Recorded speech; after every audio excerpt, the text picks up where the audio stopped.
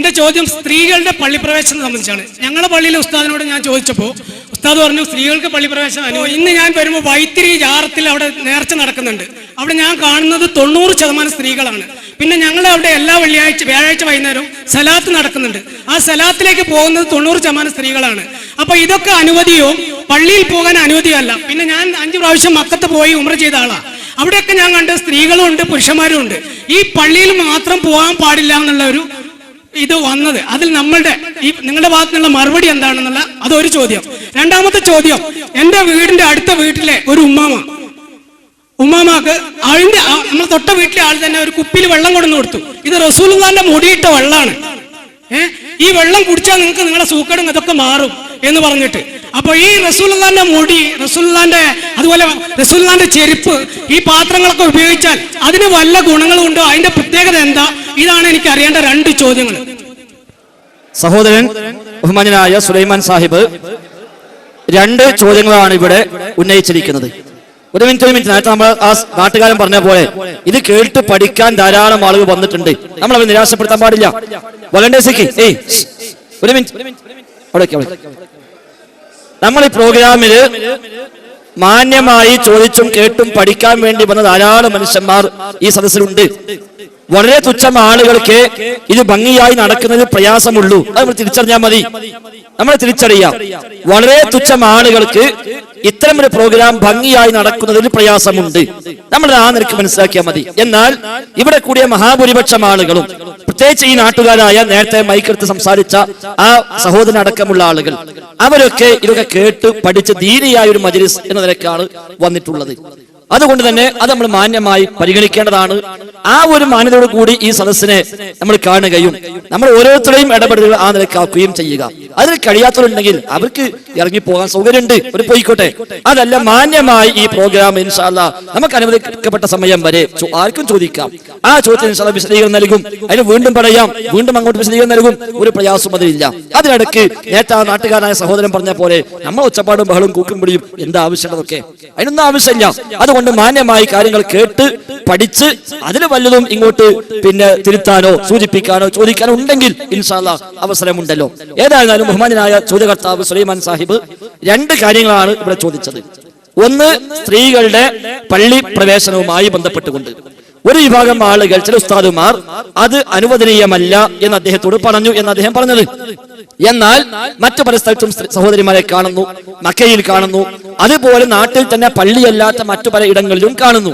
അപ്പൊ അവിടെയൊക്കെ അനുവദനീയവും പള്ളിയിൽ മാത്രം അനുവദനീയമല്ലാത്ത ഹറാമും എന്നൊരു വകുപ്പുണ്ടോ? അങ്ങനെ ഏതാനും വകുപ്പുണ്ടാവില്ല എന്ന കാര്യം തീർച്ചയാണ്. ഇസ്ലാം പഠിപ്പിച്ച മര്യാദകൾ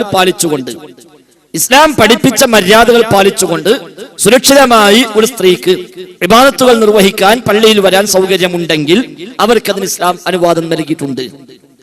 ഇസ്ലാമികമായ മര്യാദകൾ പാലിച്ചുകൊണ്ട്, ഇസ്ലാമികമായ വേഷം സ്വീകരിച്ച് സുഗന്ധം ഉപയോഗിക്കാതെ, ആ നിലയ്ക്കുള്ള അനിസ്ലാമികമായ പ്രവണതകൾ ഒന്നുമില്ലാതെ മാന്യമായി സുരക്ഷിതമായി പള്ളികളിൽ വന്ന് ഇബാദത്തുകൾ നിർവഹിക്കുവാൻ ഒരു പെണ്ണിന് സൗകര്യവും സാഹചര്യവും ഉണ്ടെങ്കിൽ അതിനുള്ള അനുവാദം ഇസ്ലാം അവർക്ക് നൽകിയിട്ടുണ്ട്. ഇസ്ലാമിക അധ്യാപനങ്ങൾ എവിടെയും പെണ്ണിന് പള്ളി ഹറാമാണ് എന്ന തരത്തിലുള്ള ഒരു അധ്യാപനം കാണാൻ സാധ്യമല്ല. വിശുദ്ധ ഖുർആനിലോ തിരുവചനങ്ങളിലോ ഒന്നും തന്നെ നിരുപാധികമായി ഒരു പെണ്ണിന് പള്ളി ഹറാമാണ്, അവൾക്ക് പള്ളി കയറാൻ പാടില്ല, അവൾ നിസ്കരിക്കാൻ വരാൻ പാടില്ല, അവൾ ജുമുഅക്ക് ജമാഅത്തിന് വരാൻ പാടില്ല എന്ന ഒരു തരത്തിലുള്ള അധ്യാപനം പ്രമാണങ്ങളിൽ കാണുക സാധ്യമല്ല. എന്നാൽ പുരുഷന്മാർക്ക് ജുമുഅ നിർബന്ധമുള്ളതുപോലെ സ്ത്രീകൾക്ക് ജുമുഅ നിർബന്ധമില്ല എന്ന കാര്യത്തിലും തർക്കമില്ല. സ്ത്രീകൾക്ക് ജുമുഅ നിർബന്ധമില്ല, എന്നാൽ അവർക്ക് വരാം, ആ പുണ്യത്തിൽ പങ്കെടുക്കാം, നമസ്കരിക്കാം, ഖുത്ബ ശ്രദ്ധിക്കാം. ആ നിലക്കുള്ള എല്ലാ ഖൈറുകളിലും സ്ത്രീകൾക്കും പങ്കെടുക്കാനും വരാനുമെല്ലാം അനുവാദവും അവകാശവും ഉണ്ട്. സ്വഹാബി സ്ത്രീകൾ പള്ളികളിൽ ആ നിലക്ക് ആരാധനാ കർമ്മങ്ങൾക്ക് പങ്കെടുത്തതായി ഹദീസുകൾ ധാരാളം സ്ഥിരപ്പെട്ടിട്ടുണ്ട്. ആയിഷ റളിയല്ലാഹു അൻഹ പറയുന്നു, കുന്ന നിസാഅൽ മുഅ്മിനാത്തി യശ്ഹദന മഅ റസൂലില്ലാഹി സ്വല്ലല്ലാഹു അലൈഹി വസല്ലം സ്വലാത്തുൽ ഫജ്രി മുതലഫിആത്തിൻ ബിമുറൂതിഹിന്ന ثم ينقلبنا الى بيوتهن ولا يعرفهن احد من الغلس. ഇമാം ബുഖാരി റഹിമഹുല്ലാഹ് ഉദ്ധരിക്കുന്ന ഹദീസ്. സ്ത്രീകൾ ഇരുട്ടത്ത് സുബഹി നമസ്കാരത്തിന് പോലും തങ്ങളുടെ മൂടുപടം പുതച്ചുകൊണ്ട് അവർ പള്ളിയിൽ പ്രവാചകന്റെ കൂടെ വരുമായിരുന്നു. നമസ്കാരം കഴിഞ്ഞ് തിരിച്ചു പോകുമ്പോൾ പോലും ഇരുട്ട് കാരണം പരസ്പരം അവരെ തിരിച്ചറിയാൻ സാധിക്കുമായിരുന്നില്ല എന്നുവരെയുള്ള ഹദീസുകൾ കാണുന്നു. പ്രവാചകന്റെ ഭാര്യമാരും സ്വഹാബത്തിന്റെ ഭാര്യമാരും എല്ലാം അടക്കമുള്ള സത്യവിശ്വാസികളായ നിസാഉൽ മുഅ്മിനാത്ത് എന്നതാണ് ഹദീസിലെ പ്രയോഗം. സത്യവിശ്വാസികളായ സ്ത്രീകൾ. അപ്പൊ പ്രവാചകന്റെ കാലഘട്ടത്തിലെ ശൈലി അതായിരുന്നു എന്നർത്ഥം. ഏതെങ്കിലും ഒരു ഘട്ടത്തിൽ അവർക്ക് ഇന്നു മുതൽ പള്ളി പാടില്ല, അത് ഹറാമാണ്, അത് വിലക്കപ്പെട്ടതാണ് എന്ന രൂപത്തിലുള്ള ഒരു അധ്യാപനം പ്രവാചകൻ നൽകിയതായി നമുക്കിവിടെയും കാണാൻ സാധിക്കുന്നില്ല. അത് പാലിച്ചുകൊണ്ട് ലോകത്ത് പല ഇടങ്ങളിലും ഇന്നും സ്ത്രീകൾ പള്ളികളിൽ പങ്കെടുത്തുകൊണ്ടിരിക്കുന്നു.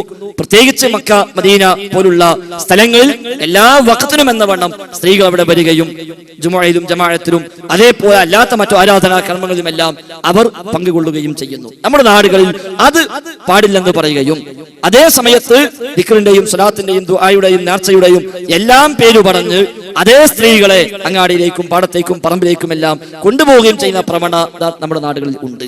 അത് ഞങ്ങളൊക്കെ മനസ്സിലാക്കുന്നത് അത്തരം സദസ്സുകളിലേക്ക് സ്ത്രീകൾ വന്നാൽ അത് മറ്റു ചില താല്പര്യങ്ങൾ, സാമ്പത്തികമായ ചില നേട്ടങ്ങൾ അതുകൊണ്ട് ഉണ്ട് എന്ന് തന്നെയാണ് അതിന് അനുവാദം കൊടുക്കാൻ അത്തരം ആളുകൾക്കുള്ള പ്രചോദനം. എന്നാൽ പള്ളിയിൽ 5 വഖത്ത് പെണ്ണ് വന്ന് നിസ്കരിച്ചു പോയതുകൊണ്ട് പ്രത്യേകിച്ച് അവിടെ നേതൃത്വം കൊടുക്കുന്ന ആളുകൾക്ക് സാമ്പത്തികമായി പ്രത്യേകിച്ച് ലാഭമൊന്നുമില്ല എന്നതുകൊണ്ട് കൂടി ആയിരിക്കാം അവരത് അനുവദിക്കാത്തത്.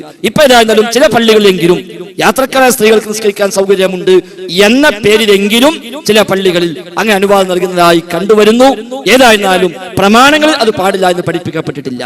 രണ്ടാമത് സഹോദരൻ സുലൈമാൻ സാഹിബ് ചോദിച്ചത് പ്രവാചകരുടെ തിരുശേഷിപ്പുകളുമായി ബന്ധപ്പെട്ട വിഷയമാണ്. പ്രവാചകരുടെ മുടി, പ്രവാചകരുടെ കുപ്പായം, പ്രവാചകരുടെ വിയർപ്പ്, ആ നിലയ്ക്ക് പ്രവാചകരുമായി ബന്ധപ്പെട്ട അത്തരം ശേഷിപ്പുകൾ, ആ ശേഷിപ്പുകൾക്ക് മഹത്വമുണ്ട്. ഹദീസിൽ ധാരാളമായി സ്ഥിരപ്പെട്ടതാണ്. സ്വഹാബിമാർ അത് ഉപയോഗിച്ചിട്ടുണ്ട്.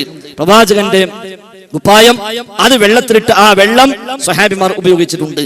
പ്രവാചകന്റെ മുടി അവർ അതേ നിലക്ക് ഉപയോഗപ്പെടുത്തിയിട്ടുണ്ട്. അതൊക്കെ തർക്കമില്ലാത്ത വിധം ഹദീസുകളിൽ സ്ഥിരപ്പെട്ടിട്ടുമുണ്ട്. എന്നാൽ ആ റസൂലുള്ളാഹി സ്വല്ലല്ലാഹു അലൈഹി വസല്ലം തങ്ങളുടെ ശേഷിപ്പാണ് എന്ന് ഉറപ്പിച്ചു പറയാവുന്ന പരമ്പരയോടുകൂടി സ്ഥിരപ്പെട്ട ഒരു ശേഷിപ്പ് ഇന്നങ്ങനെ ലോകത്ത് ലഭ്യമല്ല എന്നതാണ് മനസ്സിലാക്കാൻ സാധിക്കുന്നത്. പല പേരിൽ പല ആളുകൾ പലതും കൊണ്ടുവന്നിട്ടുണ്ട്. നമ്മുടെ നാടുകളിൽ കാന്തപുരം മുസ്ലിയാർ 2007 ഒരു മുടിയുമായി വന്നു. റസൂലിന്റെ മുടി എന്ന് പറഞ്ഞുകൊണ്ട് ഒരു മുടിയുമായി വരികയും അന്ന് അത്ര വലിയ പ്രചാരം കിട്ടാതെ അല്ലെങ്കിൽ പ്രചാരം കൊടുക്കാതെ തൽക്കാലം അത് മെല്ലെ മെല്ലെ കൊണ്ടുവരികയും ചെയ്തു. പിന്നീടാണ് കഴിഞ്ഞ 1-2 കൊല്ലങ്ങൾക്ക് മുമ്പായി ഒരു പുതിയ മുടി കൂടി ബോംബെയിൽ നിന്നാണ് കിട്ടിയത്. പിന്നെ അത് പൊളിഞ്ഞു. ഈ വിഭാഗം സുന്നികൾ തന്നെ പിന്നാലെ കൂടുകയും അവർ അന്വേഷിക്കുകയും അവർ അതിൽ പ്രത്യേകം പുസ്തകമിറക്കുക പോലും ചെയ്തു. വ്യാജമുടി, ഒരു പോസ്റ്റ്മോർട്ടം റിപ്പോർട്ട് എന്ന പേരിൽ ഈ വിഭാഗം സുന്നികൾ അത് പുസ്തകം പോലും ഇറക്കി സമൂഹത്തിന് ഒറ്റക്കെട്ടായി എല്ലാവരും അത് ബോധ്യപ്പെടുത്തി കൊടുത്തു. ഏതായിരുന്നാലും ഇന്നത്തെ കാലത്ത് ആർക്കും ഏതുമായി വന്നിട്ട് ഇതൊക്കെ റസൂലുള്ളാഹിയുടേതാണ് എന്ന് പറയാൻ പറ്റുമെന്നല്ലാതെ അതൊക്കെ ഹബീബിന്റെ മുടിയാണെന്ന് പറയാൻ, അതൊക്കെ ഹബീബിന്റെ ശേഷിപ്പാണെന്ന് പറയാൻ നമുക്കിന്നൊരിക്കലും സാധ്യമല്ല. ആ നിലക്ക് അംഗീകരിക്കപ്പെട്ട മുടികൾ ലോകത്തുള്ളതായി അങ്ങനെ സ്ഥിരപ്പെട്ട ലോക അടിസ്ഥാനത്തിൽ തന്നെ മൊത്തത്തിൽ അംഗീകരിക്കപ്പെട്ട ശേഷിപ്പുകൾ ഇന്നില്ല എന്നത് കൂടി നാം അതിൽ മനസ്സിലാക്കുക. എന്നാൽ ഹബീബിന്റെ ശേഷിപ്പുകൾക്ക് സ്ഥാനമുണ്ട്. അത് സ്വഹാബിമാർ ഉപയോഗപ്പെടുത്തിയിട്ടുണ്ട്. താബഈകളും ആ നിലക്ക് ഉപയോഗിച്ചതായി കാണാൻ കഴിയും. അതിൽ മുജാഹിദ് പ്രസ്ഥാനം ഒരു കാലത്തും അഭിപ്രായ വ്യത്യാസം രേഖപ്പെടുത്തിയിട്ടുമില്ല. എന്നാൽ ആ പേരിൽ തട്ടിപ്പുകളും വെട്ടിപ്പുകളും അത് വെച്ച് പണമാക്കലും ഞങ്ങളൊക്കെ നാടുകളുണ്ട്. സുഹൃത്ത് പറഞ്ഞ അദ്ദേഹത്തിന്റെ നാട്ടിൽ മാത്രമല്ല ഞങ്ങളൊക്കെ നാടുകളിൽ ചെറിയ ബോട്ടിലും വലിയ ബോട്ടിലൊക്കെ ആക്കി, ചെറിയ ബോട്ടിന് 10 രൂപ, വലിയ ബോട്ടിന് 25 രൂപ എന്നൊക്കെ പല രൂപത്തിൽ ബോട്ടിലാക്കിയിട്ട് കുപ്പിയിലെ വെള്ളം കൊടുത്ത് മനുഷ്യന്മാരെ കുപ്പിയിലാക്കുന്ന ഏർപ്പാട് ഞങ്ങളൊക്കെ നാടുകളിൽ നടക്കുന്നുണ്ട്. അതൊക്കെ ശുദ്ധമായ തട്ടിപ്പുകളാണ്. ഈ ഉമ്മത്തിന്റെ വിശ്വാസത്തെയും ഹബീബിനുള്ള സ്നേഹത്തെയും ചൂഷണം ചെയ്യാനുള്ള ഒരു ഉപാധിയാണ് എന്ന് സംശയവിദേശം തന്നെ നമുക്കത് പറയാൻ സാധിക്കും എന്നുകൂടി സാന്ദർഭികമായി ഓർമ്മിപ്പിക്കുകയാണ്. ഇനി ഹബീബിന്റെ പേര് പറഞ്ഞ് അതേ വകുപ്പിൽ മറ്റുള്ളവരെ അതിലേക്ക് തുലനം ചെയ്തുകൊണ്ട് കൊണ്ടുവരുന്ന രീതിയും പ്രമാണങ്ങളിൽ സ്ഥിരപ്പെട്ടതല്ല എന്ന് കൂടി അതിന്റെ കൂടെ കൂട്ടി സൂചിപ്പിക്കുക.